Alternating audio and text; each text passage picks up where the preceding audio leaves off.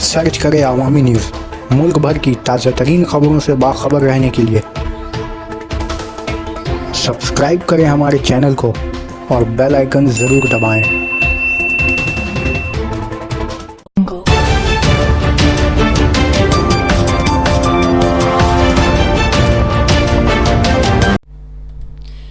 Chief minister मगरबी बंगाल ने मोदी हुकूमत पर सख्त तनकीद करते हुए कहा कि चंद्रयान-2 का खेल इसलिए खेला जा रहा है ताकि जारिया साल माशी सूरत हाल से अवाम की तवज्जो हटाई जा सके।